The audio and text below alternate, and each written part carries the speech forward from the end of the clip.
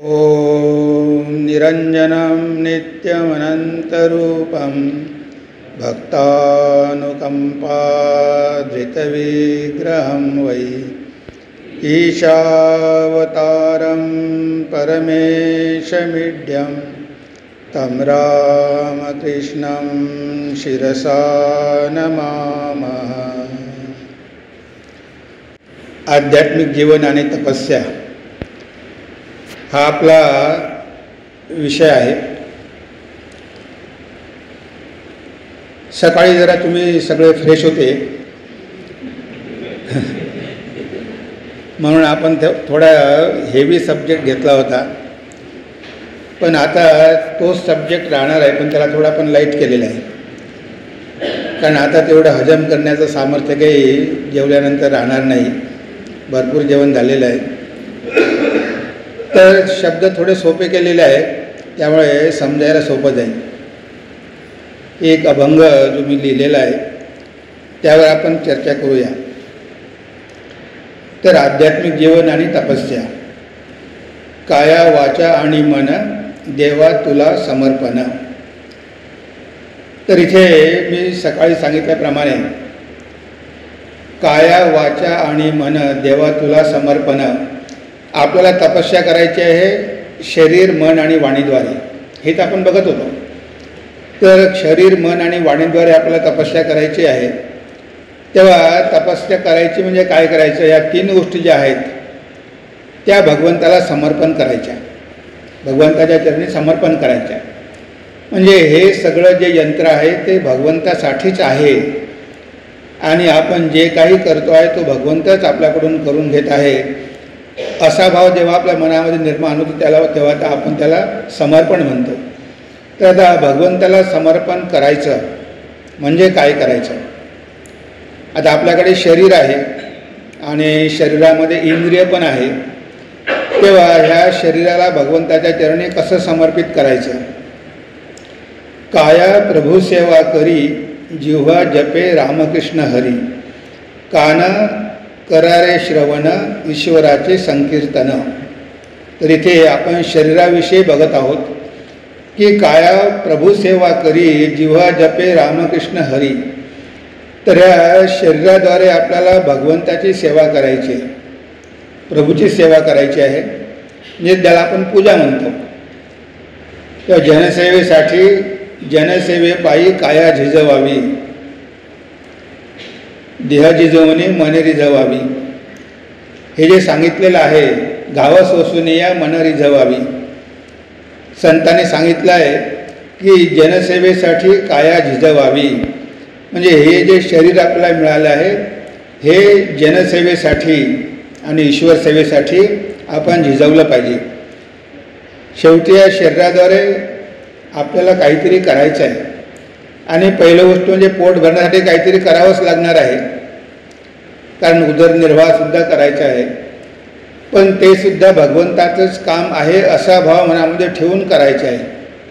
जे स्वामी विवेकानंद म्हणायचे की वर्क इज वर्शिप, जे प्रत्येक कर्म हीच पूजा आहे। तेव्हा आपण जे काही करतो आहे सकाळपासून संध्याकाळपर्यंत, मग ऑफिसमध्ये काम असो की घरी असो, ती सगळी भगवंताचीच आपण पूजा करत आहोत आणि भगवंताला समर्पण करत आहोत, या भावनेनं करायचं। आणि त्या व्यतिरिक्त जर आपल्याला वेळ मिळाला तर जेवढी काही आपल्याला निष्काम भावे सेवा करता येईल तेवढी करण्याचा प्रयत्न करायचा। तर हे शरीर भगवंताच्या चरणी समर्पण करायचं म्हणजे याचा योग्य उपयोग करून घ्यायचा, कारण आपण जर कुणाला त्रास दिला तर त्या कर्माची फळं आपल्याला भोगावीच लागणार आहे। जसं पेरा तसं उगवेल आपण म्हणतो, तेव्हा हे आपण बघायचं की या शरीराद्वारे मनाद्वारे वाणीद्वारे कुणालाही त्रास द्यायचा नाही। परोपकाराय पुण्याय पापाय परपीडना, तर परोपकार करणं हेच पुण्य आहे आणि इतरांना त्रास देणं हेच पाप आहे। तेव्हा आपल्या शरीराद्वारे कुणालाही कसल्याही प्रकारची इजा करायची नाही, कसल्याही प्रकारची हानी पोचवायची नाही। तर शक्य झालं तर इतरांना मदत करायची, सेवा करायची, आणि जर ते होत नसेल तर कमीत कमी कुणाचं वाईट तरी करायचं नाही.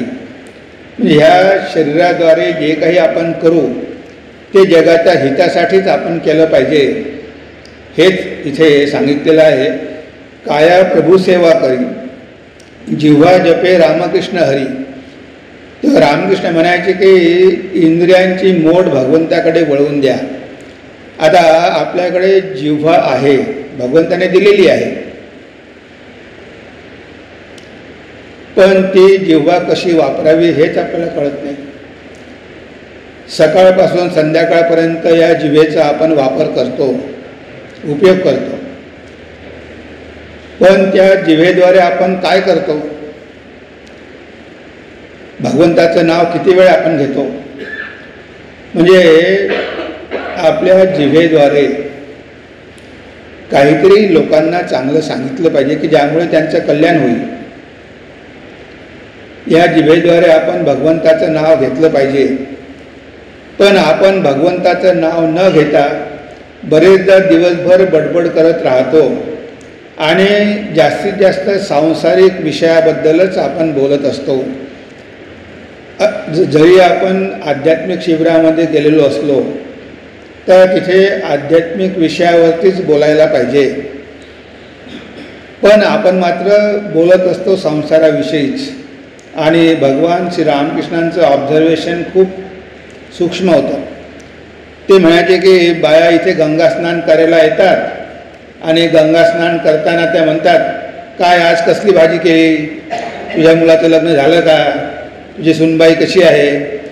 आणि ठाकूरांनी एवढं बारीक लक्ष ठेवलं होतं की इथे येऊन गंगा स्नान करायला लोक कशा प्रकारच्या गप्पा मारत असतात हे सगळं ते बरोबर ऐकायचे. आणि ते म्हणायचे इथे आलात तर कमीत कमी भगवंताविषयी तरी बोला. एक दिवस खोलीमध्ये नरेंद्र बसला आहे, तिथे मास्टर महाशय पण बसलेले आहे. आता यांच्यामध्ये गप्पा सुरू झाल्या. मास्टर महाशय म्हणाले की आजकाल शाळेतली कॉलेजची मुलं खूप बिघडत आहे. आणि नरेंद्रही म्हणत आहे की हो, माझ्या पण ते लक्षात येत आहे, तरुण मुलांची आज मनोदशा कशी आहे, त्यांचे डायरेक्शन कुणीकडे आहे. हे सगळं बोलत असताना भगवान श्रीरामकृष्ण आतमध्ये होते, ते बाहेर आले वरांड्यामध्ये आणि विचारलं, हे तुमचं काय सुरू आहे. तेव्हा मास्टर म्हटले की आम्ही कॉलेज आणि शाळेच्या मुलांविषयी बोलत होतो. तेव्हा ठाकूर मास्टरांवरती खूप रागावले. नरेंद्र तर छोटा मुलगा आहे, त्याला तर काही कळत नाही, पण तुम्ही वयस्कर आहात आणि इथे येऊनसुद्धा तुम्ही अशाच गोष्टी बोलता संसाराच्या. इथे कुठे आल्यानंतर भगवंताविषयी बोलायचं तर तुम्ही इथे येऊनसुद्धा संसाराच्या गोष्टीच बोलता. अन्य वाचा विमुंचतः, आपले शास्त्र म्हणतात की बाकी सगळं बोलणं सोडून द्या आणि त्या एका भगवंताविषयीच बोला. तर कुठे भगवंताविषयी चर्चा करायच्या तर तुम्ही इथेसुद्धा येऊन या जगाविषयी चर्चा करता. म्हणून मास्टरांना ठाकूरांनी चांगल्या प्रकारे झापलं होतं. आणि कधीही अशा गोष्टी ठाकूर तिथे होऊ देत नव्हते, कुणालाही संसाराविषयी तिथे बोलू देत नव्हते. ते म्हणाले की तुम्ही इथे आला आहात तर भगवंताचं स्मरण करा, चिंतन करा.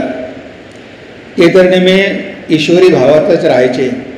आणि बघा, आपण जेव्हा वचनामृत वाचतो तेव्हा त्या वचनामृतामध्ये मास्टर महाशयांनी कशा प्रकारचे प्रश्न विचारले, असा एकही प्रश्न नाही की त्यांनी तो स्वतःच्या वैयक्तिक जीवनाबद्दल विचारला असेल की माझा मुलगा असा आहे की माझी पत्नी असे आहे. कधीही नाही.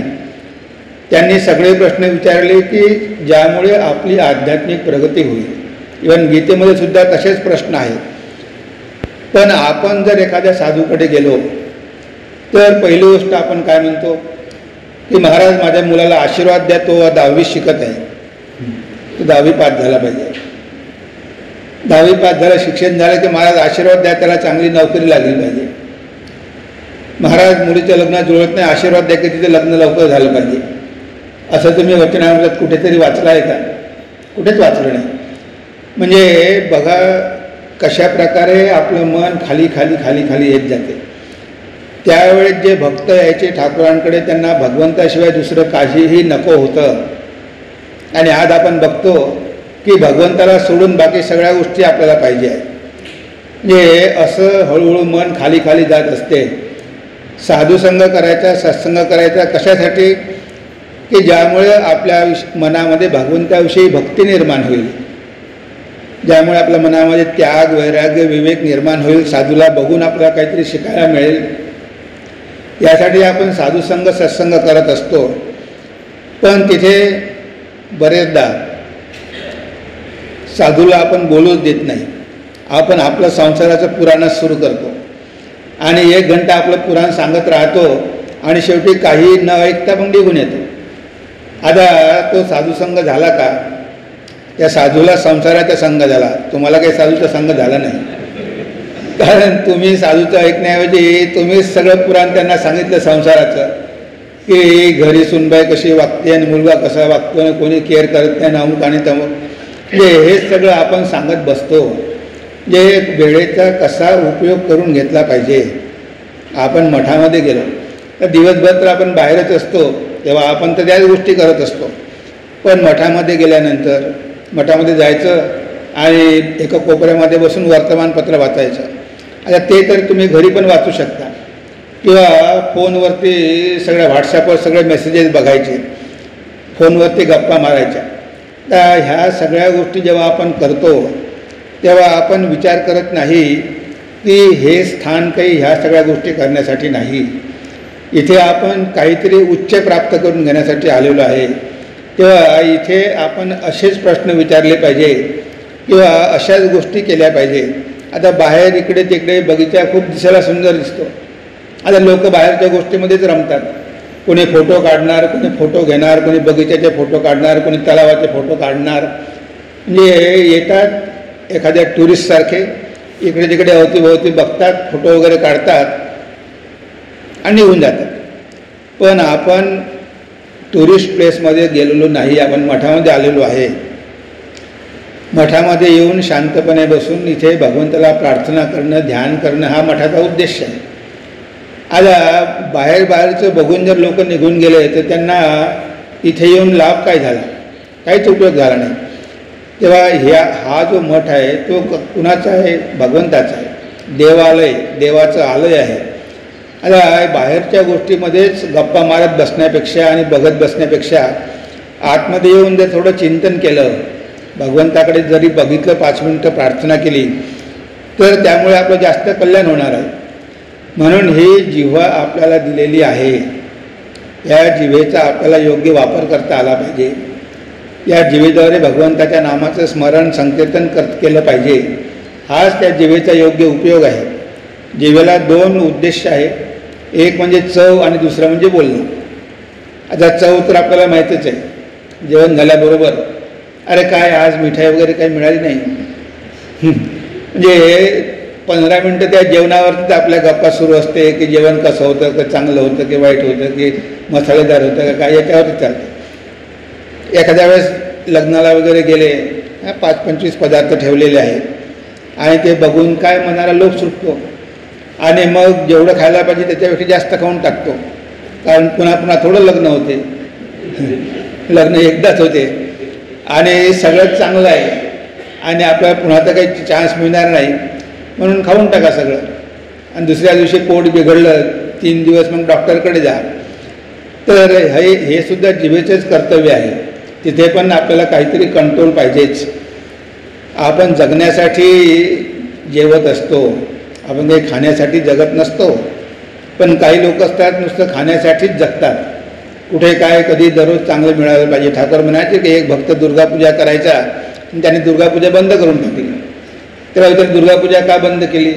आणि आता काय करू, सगळे दात पडले, आता मटण तर खाऊ शकत नाही, आता बोकड तर कापू शकत नाही म्हणून दुर्गापूजाच बंद करून टाकली.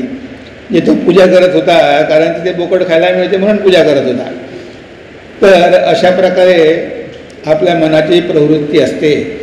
हे देवाच्या नावावर सगळं काही चालते. देवाला प्रसाद द्यायचा तर देव तर काही खात नाही, आपणच खातो. पण देवाच्या नावानं कमीत कमी आपल्याला तरी मस्त मजा करायला मिळते.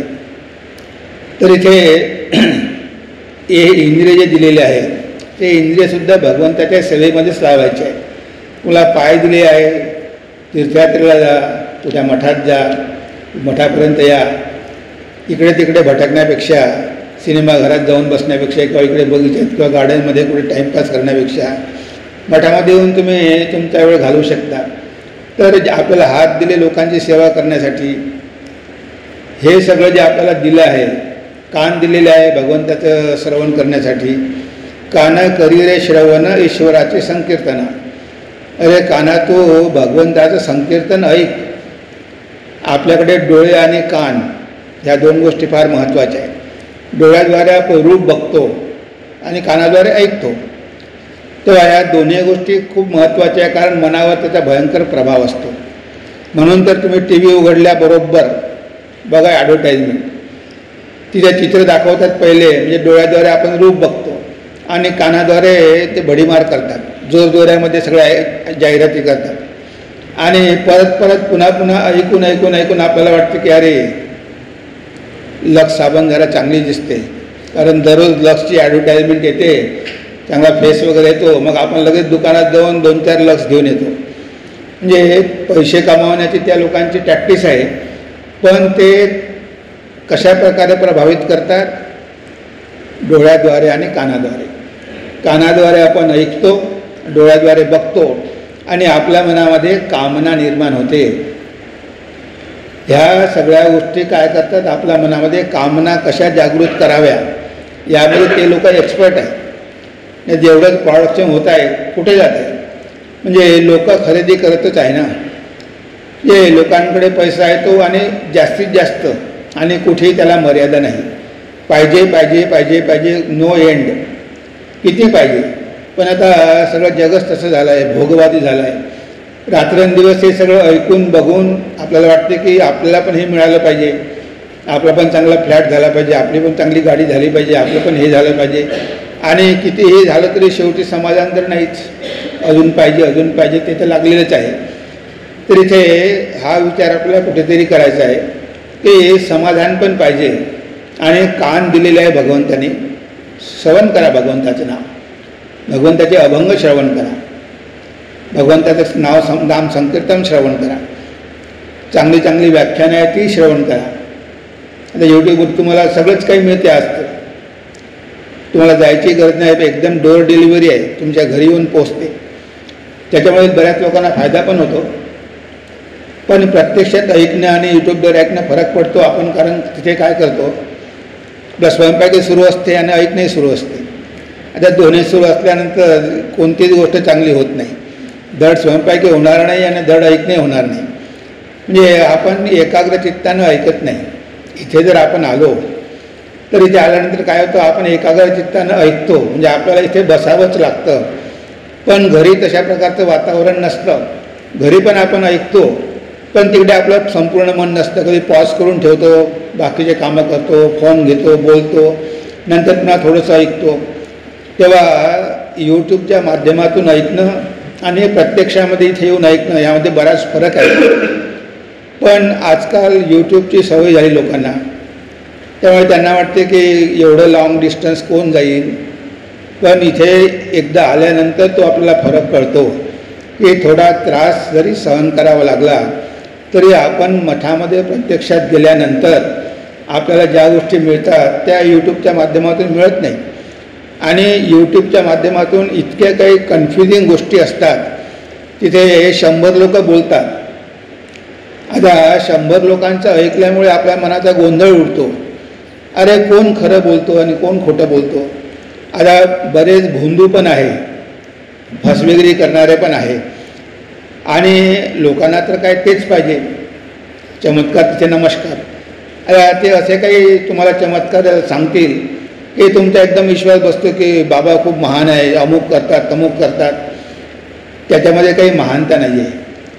2-4 सिद्धाईन 2-4 चमत्कार केले म्हणजे काही मनुष्य महान होत नाही. ठाकूर तर चमत्कार कधीच पसंत करत नव्हते. म्हणजे ते चमत्कार आपल्या मार्गातलं एक बंधन आहे. ते सिद्धाय वगैरे काही नको, एक सिद्धी असली तरी मनुष्य भगवान लाभ करून घेऊ शकत नाही. तेव्हा ह्या इतक्या सगळ्या गोष्टी ऐकल्यामुळे आपल्या मनामध्ये गोंधळ निर्माण होतो की आपण मठामध्ये जे ऐकतो आणि हे यूट्यूबवरती जे ऐकतो, आता यामधलं कोणतं खरं आणि कोणतं खोटं हेच आपल्याला बरेचदा कळत नाही.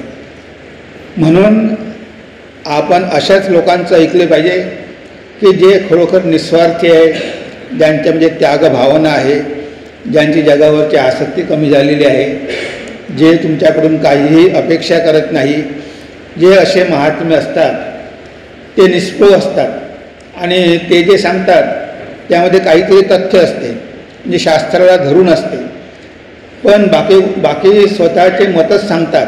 कितीतरी संप्रदाय आहे की स्वतःची मतं सांगतात. आता त्या संप्रदायाला शास्त्राचा पाठपुरावा नाही आहे, शास्त्राचा आधार नाही.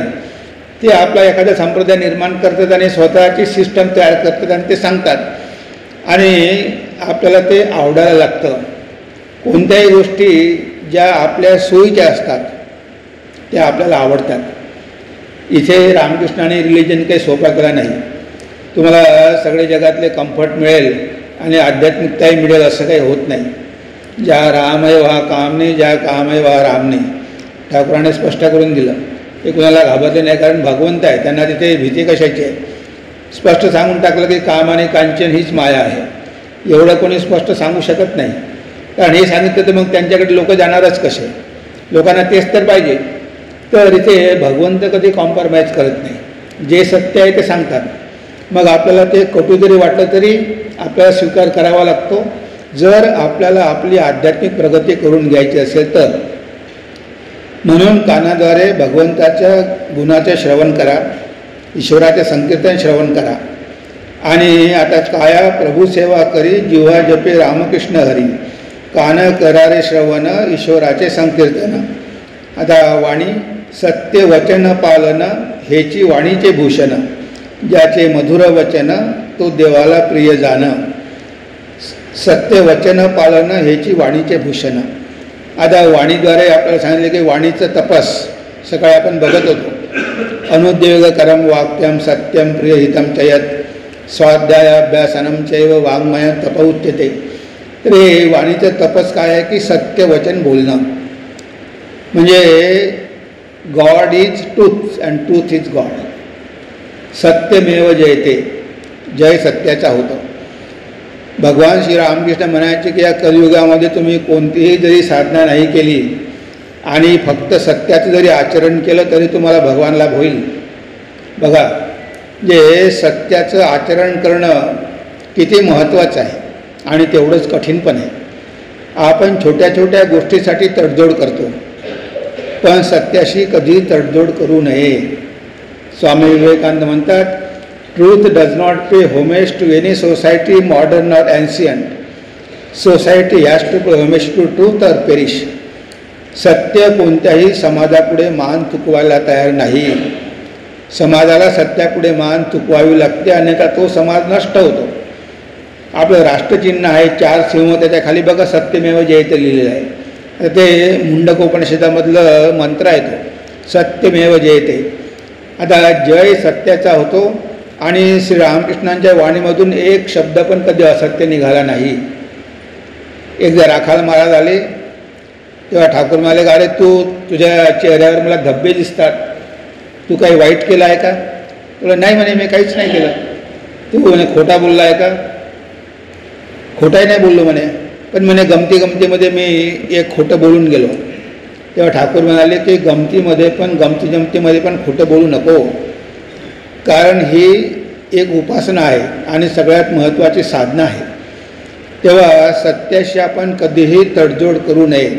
मन आणि मुख हे एक केलं पाहिजे. जसं आपण बोलतो तसंच केलं पाहिजे, विचारे आपले तसेच पाहिजे. नाहीतर बोलायचं एक, करायचं दुसरंच, मनामध्ये सुरू आहे तिसरंच. याला असा जर व्यक्ती असेल तर ती व्यक्ती आध्यात्मिक जीवनात पुढे जाऊ शकणार नाही, कारण ती क्रुकेड आहे. तिच्या मनामध्ये काय काय अशा प्रकारचे विचार आहे म्हणजे लोकांना फसवायचा प्लॅन आहे. ते कधीच आपण विश्वास ठेवू शकत नाही की ही व्यक्ती कधी धोका देईल. ते काय एक सांगते आणि दुसरंच करते. तेव्हा तुम्ही जर कुणाला शब्द दिला तर तो शब्द पाळा. तुम्ही म्हटलं की मी मठामध्ये 10 वाजता येणार तर 10 वाजता या किंवा 10:15ला या. जर येऊ शकत नसला तर तुम्ही फोन करून कळवायला पाहिजे की मी येणार होतो पण काही कारणामुळे येऊ शकलो नाही. म्हणजे तुमच्या दैनंदिन व्यवहारामध्ये सुद्धा तर तुमच्या बॉसचा विश्वास असतो, त्याला वाटते की तुम्ही बरोबर वेळेवर याल. पण तुम्ही 2 तास उशिरा गेले तर तिथे किती त्याला प्रॉब्लेम होऊ शकतो आणि मग तुमच्यावर कोणी विश्वास ठेवत नाही. म्हणजे आपण विश्वास गमावून बसतो. तेव्हा वाणीद्वारे सत्य बोललं पाहिजे. आपल्याकडे कितीतरी गोष्टी आहे. सत्य हरिश्चंद्र आहे, कितीतरी गोष्टी आहे, युधिष्ठिर आहे, आता त्या काही सांगण्याची गरज नाही.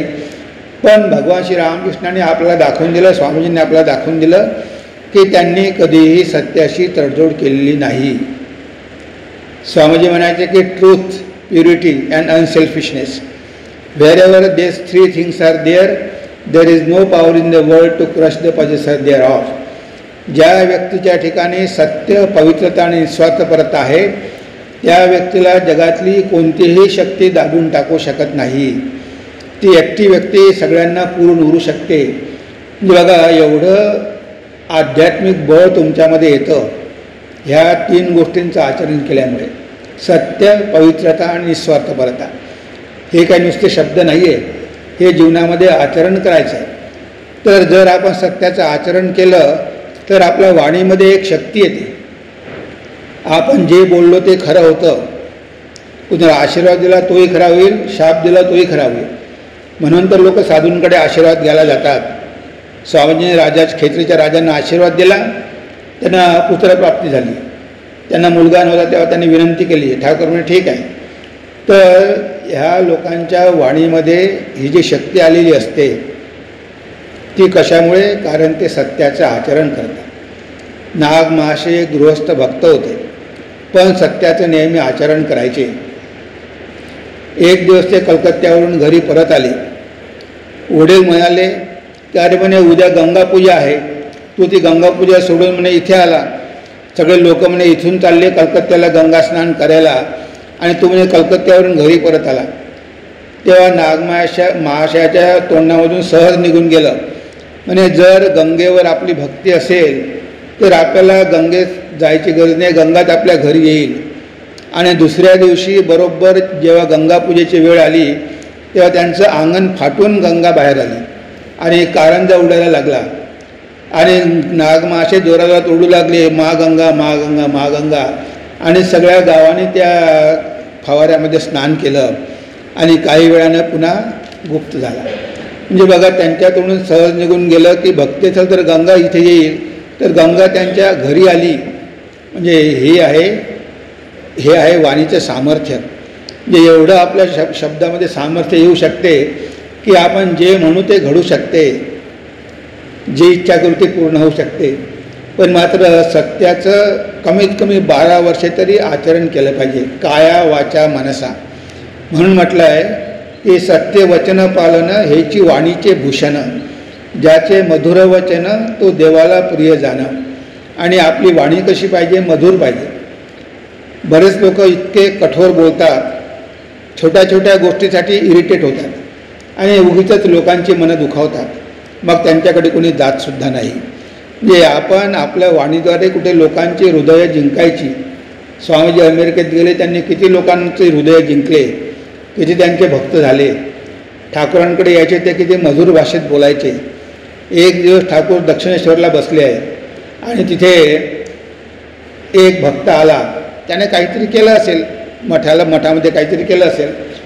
तर लाटू महाराजांना खूप राग आला, तर ते त्याच्यावर खूप रागावले. तो भक्त खूप नाराज झाला आणि घरी निघून गेला. ठाकूरांनी हे बघितलं, लाटूला बोलावलं. म्हणे अरे, भक्त मठामध्ये येतात, त्यांना शांती मिळावी, थोडं सुख मिळावं म्हणून ते मठामध्ये येतात आणि म्हणे तू त्या भक्तावर इतका रागावला, त्याचं मन दुखावलं, तो बिचारा परत गेला. जा म्हणे त्याच्या घरी आणि त्याला माफी मागून ये म्हणे. आता ठाकूरांनी लाटू महाराजांना त्या भक्ताच्या घरी पाठवलं आणि माफी मागायला सांगितली की मी कठोर शब्दामध्ये तुमच्याशी बोललो, मला माफ करा, ठाकूरांनी मला पाठवलेलं आहे. आणि मग त्या भक्ताला वाटलं की बाप, ठाकूर आपली किती काळजी घेतात. मग लाटू महाराज परत आले.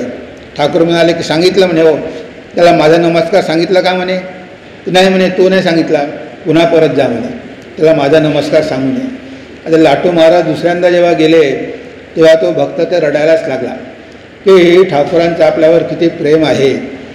म्हणजे ठाकूरांनी लाटू महाराजांच्या माध्यमातून आपल्याला शिकवलेलं आहे की आपल्या वाणीद्वारे कुणाचंही मन दुखवायचं नाही, उगीचच कुणाला त्रास द्यायचा नाही. कारण या वाणीद्वारे आपण मधुर भाषा वापरू शकतो, गोड शब्द बोलू शकतो, लोकांची मनं जिंकू शकतो, त्यांना सांत्वना देऊ शकतो. आणि याच वाणीद्वारे कठोर शब्द वापरून आपल्या अहंकारामुळे आपण लोकांची मनं पण दुखवू शकतो, लोकांना आपण हकलून पण लावू शकतो. तेव्हा आपण ही काळजी घेतली पाहिजे. कारण रामकृष्णांचे भक्त कुठेही जरी असले तरी लोकांना वाटलं पाहिजे की हा खरोखरच भक्त आहे. आपल्या बोलण्यावरून, आपल्या चालण्यावरून, आपल्या व्यवहारावरून लोकांना कळलं पाहिजे की आपण इतरांपासून काहीतरी वेगळं आहोत. आणि शेवटी आपल्याकडे वाणी आहे, एक पैसाही खर्च करायची गरज नाही. आता एकदा काय झालं, एक मुलगा परीक्षेमध्ये फेल झाला आणि आईने त्याला खूप झापलं, खूप रागावली आणि आता त्या मुलाने आत्महत्या केली. आता बघा, आत्महत्या केल्याचं पाप त्या आईला लागलं किंवा पतीला जर टोचून बोलला आणि पत्नीनं आत्महत्या केली तर तिने आत्महत्या केली म्हणजे एक खूनच केला. आता त्याचं पाप कुणावर लागेल? ज्यानं आपल्या वाणीद्वारे कठोर शब्द वापरून मन दुखावलं त्या स्त्रीचं किंवा मुलाचं, शेवटी त्याला ते खुनाचं पाप लागेल. म्हणजे आपल्या वाणीद्वारे सुद्धा आपण लोकांची मनं दुखवून खून करू शकतो. म्हणजे केव्हा कुणाचं मन कधी दुखल्या जाईल आणि तो काय करून बसेल आपण सांगू शकत नाही. त्यामुळे आपण अशा प्रकारे व्यवहार करू नये की आपल्यामुळे लोकांच्या मनामध्ये डिप्रेशन येईल किंवा ते अशा गोष्टी करून बसतील, असं कधीही बोलू नये. आता घराघरामध्ये आपल्याला दिसतात की भांडणं होतात. आता आजकाल कोणी आत्महत्या वगैरे करत नाही म्हणा, आता आपल्याला ती सवय होऊन गेली आहे, भांडण्याची सवय झालेली आहे. सकाळी भांडायचं आणि संध्याकाळी पुन्हा मिसळायचं. तर हे असं आहे, पण शक्यतोवर आपण हे बघितलं पाहिजे की आता आपल्या घरच्या लोकांवर आपण रागावतो आणि त्यामध्ये काही वावगं नाही. त्या मुलं वगैरे ऐकत नाही, ते रागावंच लागतं. पण जेव्हा आपण बाहेर इतर लोकांशी व्यवहार करतो तेव्हा आपल्या अहंकारामुळे कुणाला कमी लेखू नये आणि कुणाचं मन उगीचंच दुखवू नये. आणि अरे तू काय मूर्खच आहे, तुला काय कळत नाही, हे सगळं मीच केलेलं आहे, हा काय अहंकारच आहे. आता तुम्ही जरी केलेलं असणार पण एकटं तर कोणी काही करू शकत नाही, टीमवर्क काय सगळ्यांनी मिळूनच केलेलं असते.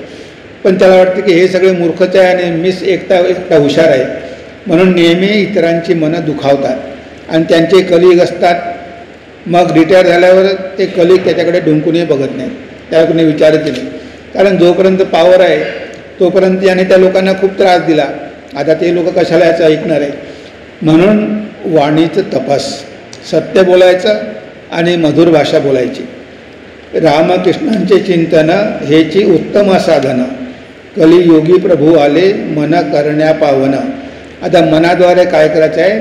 भगवान श्री रामकृष्णांचं चिंतन करायचं आहे, ईश्वर चिंतन. वाणीद्वारे आपण बघितलं, शरीराद्वारे बघितलं, आता मनाद्वारे. आता आपल्या मनामधले विचार, मनामध्ये आपले विकारच जास्त असतात. आता हे मनामध्ये जे विकार आहे, काम, क्रोध, लोभ, मद, मोह, मत्सर, हे सगळे आहे. याच्यामुळे तर भगवान दिसत नाही. आणि हे सगळे काय आहे? भगवान गीतेमध्ये म्हणतात की नरकाचे द्वार आहे. त्रिविधम नरकस्येदम द्वारम नाशनम आत्मनः काम क्रोध तथा लोभ तस्मादेत त्रयम त्यजेत. हे नरकाचे द्वार आहे, काम, क्रोध, लोभ. तर हे मनामध्ये विकार आहे. आता हे विकार आपल्याला मनामधून घालवून लावायचे असेल तर आपण भगवंताचं चिंतन केलं पाहिजे. जेवढं आपण भगवंताचं चिंतन करू तेवढं विषयांचं चिंतन कमी होईल आणि मनामधले विकार पण आपोआप कमी होत जातील, त्यांची तीव्रता कमी होईल. म्हणून मनाद्वारे एकतर भगवंताचा जप करा किंवा भगवंताचं ध्यान करा किंवा भगवंताला प्रार्थना करा किंवा भगवंताचे विचार वाचा. म्हणजे मनाद्वारे भगवंताचं चिंतन करा. म्हणजे मनाद्वारे भगवंताला तुमच्या मनामध्ये असू द्या. तुमचे विचार ईश्वर केंद्रित पाहिजे. जे कोणतीही गोष्ट ईश्वराकडे कशी वळवून द्यायची हे तुम्हाला कळलं पाहिजे. तर या मनाद्वारे तपस्या करायची म्हणजे काय? आणि मनामध्ये आपला आत्मविश्वास पाहिजे. जीवनामध्ये येणारे कितीतरी संकट आहेत ते सहन करण्याचं सामर्थ्य पाहिजे. गीतेमध्ये म्हटलं आहे, मनाप्रसाद सौम्यत्वम मौनम आत्मविनिग्रह भाव संशुद्धरिते तर तप मानस उच्यते. तर भाव संशुद्धी म्हणजे हेच भाव आहे की जे काम, क्रोध, लोभ आहे याची संशुद्धी करायची, म्हणजे प्युरिफिकेशन करायचं. हे वाईट विचार काढून टाकायचे, त्या ठिकाणी प्रेम, दया, करुणा, भक्ती, विवेक, वैराग्य हे भाव आणायचे. म्हणजे वाईट काढून टाकायचं आणि चांगलं आपण त्या ठिकाणी आणायचं. त्याला म्हटलं आहे भाव संशुद्धी. आणि जगामध्ये काहीही झालं तरी आपण विचलित व्हायचं नाही. जरी आपल्याला दुःख भोगावे लागले, आपल्याला संकट आली, समस्या आल्या, तरी आपल्या मनाची सहनशक्ती, आपल्या मनाचं सामर्थ्य वाढवलं पाहिजे. थोड्या थोड्या गोष्टीनं मन विचलित व्हायला नको. थोडी सहनशीलता आपली वाढली पाहिजे, आत्मविश्वास वाढला पाहिजे. तर ही सगळी मानसिक तपस्या आहे. आणि ही सगळी तपस्या आपण जर करू शकलो तर मग आपलं मन, आपलं शरीर, आपली वाणी सगळं पवित्र होईल. आणि मग आपल्याला भगवंताचं दर्शन होईल. देवा करी रे स्वीकार, घेई घेई माझा भार, हात जोडून विनवी श्रीकांत निराधार. तर शेवटी भक्त भगवंताला म्हणतो की भगवंता आता माझा स्वीकार कर आणि माझा भार घे. पण केव्हा? हे सगळं केल्यानंतर मग आपल्याला तसं म्हणण्याचा अधिकार आहे. काया वाचा आणि मन देवा तुला समर्पण. तर काया वाचा आणि मन जेव्हा आपण देवाला समर्पण करतो, कशा प्रकारे? जे आता तुम्हाला सांगितलं की कसा उपयोग करायचा, शरीर, वाणी आणि मनाद्वारे काय करायचं, हे केल्यानंतर मग आपण आपले प्रयत्न केले. मग भगवंताला आपण म्हणू शकतो की मी माझे प्रयत्न केले, आता तू माझा भार घे. का तुझ्यावर मी संपूर्ण भार टाकलेला आहे, सगळं काही मी तुला समर्पण केलेलं आहे. आता माझ्या मालकीचं काहीही राहिलेलं नाही, हे सगळं तुझं झालेलं आहे. असं आपण तेव्हाच म्हणू शकतो की जेव्हा आपण काहीतरी करतो आणि मग देवाला भार घ्यावाच लागतो. आपण जर प्रामाणिकपणे आपलं जीवन इथे जगलो तर भगवंतसुद्धा आपला भार घेतील. तेव्हा हेच गाणं आता आपण ऐकूया. काया वाचा आणि मन, काया वाचा आणि मन, देवा तुला समर्पण, देवा तुला समर्पण, देवा तुला समर्पण, देवा तुला समर्पण. काया वाचा आणि मन, काया वाचा आणि मन, देवा तुला समर्पण, देवा तुला समर्पण, देवा तुला समर्पण, देवा तुला समर्पण.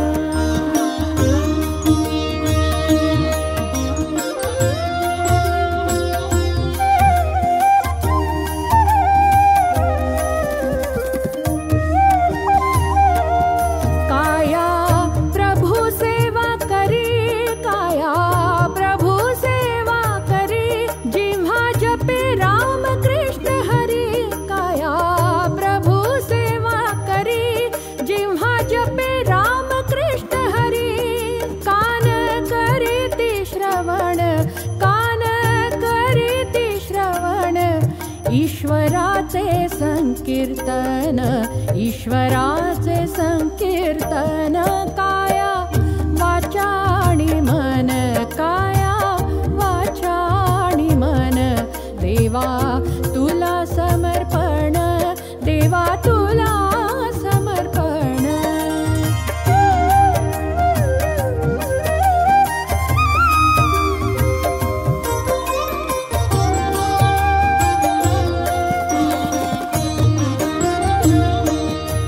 सत्य वचन पालन, सत्य वचन पालन, सत्य वचन पालन, हेची वाणीचे भूषण.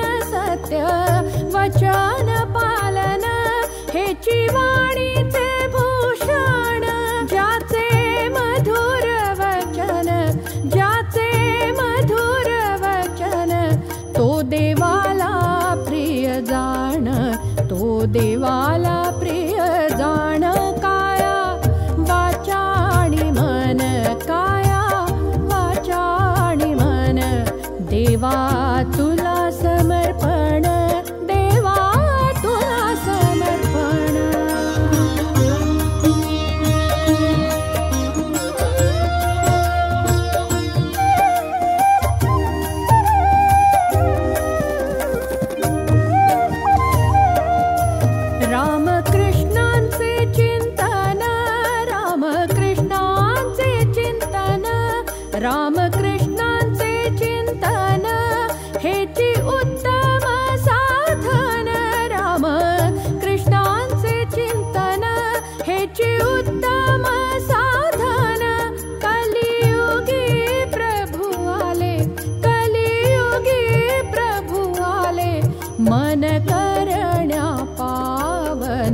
मन करण्या पावन काया वाचा आणि मन काया वाचा आणि मन देवा तुला समर्पण देवा तुला समर्पण